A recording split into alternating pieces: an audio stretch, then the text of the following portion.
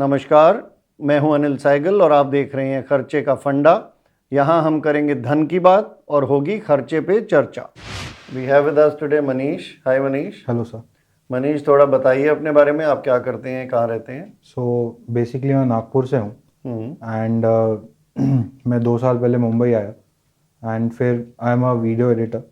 I am into entertainment industry. तो 2 साल पहले मुंबई आए हैं, उससे पहले पढ़ रहे थे? जी, नागपुर में ही पूरी पढ़ाई की, मतलब स्कूलिंग एंड ग्रेजुएशन। अच्छा। फिल्म स्कूल में मुंबई में गया। तो अभी आपको पैसे से लेकर या खर्च से लेकर कुछ मुझसे डिस्कस करने का मूड है? मेरा ये सोचना है कि I already invested in shares, I already invest in mutual funds, मेरा SIP चल रहा है and how to grow that, investments को कैसे ग्रो करूं मैं और कैसे ग्रो करूँ। बिकॉज हुआ ये कि रिसेंटली मैं जो लास्ट जॉब पे था वहाँ पे सैलरी इश्यूज थे, बराबर समय पे नहीं मिलता था, 2-2 महीने के गैप में मिलता था। तो होता ये था कि अगर मेरे को 2 महीने की गैप में 2 महीने की एक साथ भी मिली तो उसके पहले 2 महीने तो मेरी उधारी हो गई। सो कभी घर से भी मंगाना पड़ता था, तो कभी फिर जब वो पैसे आए तो पिछले महीने का एडजस्ट कर लिया। तो मेरी जो थोड़ी बहुत सेविंग्स हुई थी वो तो गई, जो कैश में थी। बट अब मेरे पास जो भी बचा है it's in my mutual funds and shares. तो उसको अब कैसे बढ़ाऊं? I have a good job. Good, okay. तो आपने कितनी सेविंग कर ली है जो 2 साल का स्टिंट आपने किया? I have good nice shares of good big companies.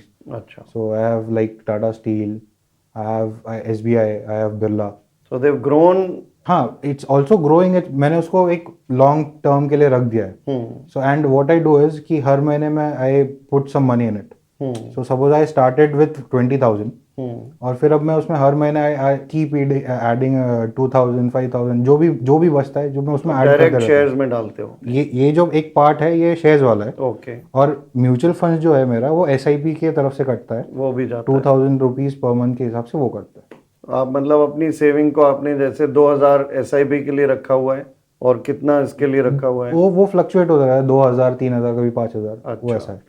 तो जो भी जितना भी पैसा जेब में रहा वो मैं उसमें डाल देता हूँ। तो टोटल कॉर्पस अभी कितना हो गया है? तो मेरा माइंडसेट ऐसा है कि उसको अगर आपने लॉन्ग टर्म के लिए रख दिया है तो मैं उसको देखता नहीं हूँ। तो उसको आप रिटायरमेंट के लिए रखना चाहते हैं? नॉट रिटायरमेंट बट हाँ 5-6 ईयर्स के लिए वो। तो आपके लाइफ के गोल्स क्या हैं अभी? जैसे ये तो आप एक काम कर रहे हैं, सेविंग्स कर रहे हैं, आपने कहा इस सेविंग को मैं इंक्रीज कैसे करूं? हाँ। तो उसके लिए ये जानना मेरे लिए ज़रूरी है कि आप अपनी ज़िंदगी को कहाँ ले जाना चाह रहे हैं। तो ऑब्वियसली हर किसी का ये होता है कि वो अपने लाइफ में ग्रो करे। तो मेरा भी ये मानना है कि मेरा जो ग्राफ है इट शुड ग्रो। वो स्टैग्नेंट नहीं रहना चाहिए और नहीं वापस नीचे आना चाहिए। मैं ऑब्वियसली मैं अभी अगर ये बोला जाए कि मैं अगले 2 साल में खुद को क्या देखता हूँ तो आई से कि एक बहुत अच्छा video editor plus a director, और ऊपर से मैं एक एंटरटेनमेंट इंडस्ट्री में से हूँ। मुंबई के अलावा और कोई जगह है ही नहीं। इवेंचुअली मुंबई में ही सेटल होना है। तो हाँ, आगे चल के मे बी 8-10 साल बाद मैं एक फ्लैट लेने का सोचूं, वो भी हो सकता है। पर्सनल ग्रोथ आपकी अभी ये है कि अपने प्रोफेशन में एक्सेल करूं, वीडियो एडिटिंग में टॉप पे पहुंचूं, फिर डायरेक्शन में जाऊं और इसी में एक तरह से ग्रो करूं और साथ ही साथ अब यहाँ सेटल डाउन भी हो जाऊं। मनीष, जो आप कह रहे हो कि मेरी सेविंग्स को मैं कैसे ज़्यादा ग्रो करूं, मुझे लग रहा है कि आप तलाश कुछ रहे हो और देख किस तरफ रहे हो। आपकी सेविंग्स जो आप डाल रहे हो, इससे बेटर ग्रोथ प्लान कम ही लोगों का होगा। आप शेयर समझते हो, आप SIP समझते हो, आप अच्छी जगह पे इन्वेस्ट कर रहे हो और आपने उसको भी प्रोपोर्शन में बांटा हुआ है and you are looking at a very healthy 5 to 7 year term. So now what I feel you should be tackling at the situation is, since आपके टारगेट्स अच्छे हैं कि मेरे को मुंबई में सेटल डाउन भी होना है, मेरे को अपनी इंडस्ट्री में भी ग्रो करना है, तो मेरे मन में एक ख्याल आता है कि 2 तरीकों से हम अपनी ग्रोथ कर सकते हैं। एक तो सेविंग्स को अच्छा मैनेज करके हम उसको बढ़ा सकते हैं, इनकम को बढ़ा सकते हैं। आई वुड से कि आपकी इंडस्ट्री में मैं बहुत ज़्यादा तो नहीं जानता but I am sure seminars होते हैं, लाइक वर्कशॉप्स होती रहती हैं where you can get a compact time में स्किल सेट एनहांसमेंट का स्कोप है फॉर प्रोफेशनल्स। सो ये भी एक एक्सपेंसिव चीज़ है। This is expensive learning because industry professionals teach you. So if I were you, I would look at that direction also. That will take you where you want to go. आपके बहुत अच्छे और बड़े practical targets हैं that you want to grow in your own industry to a level which will automatically take care of your financial needs. Correct. So I would start investing a part in that. Okay.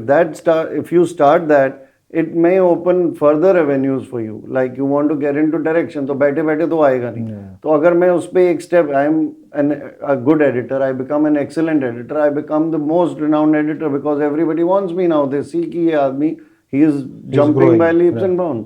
And similarly, there is where you will get into then direction and other avenues, because once you get recognized as a powerhouse in one field, then they believe in you.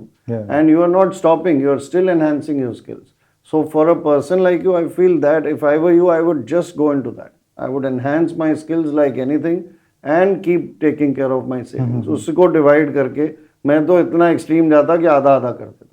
जितना मेरे लिए बुढ़ापे के लिए बचाना जरूरी है, उतना ही मेरा अपना स्किल सेट बढ़ाना जरूरी है, ताकि मेरी अर्निंग इतनी ग्रो करे कि मुझे टेंशन खत्म हो जाए। तो that would be a starting point for you.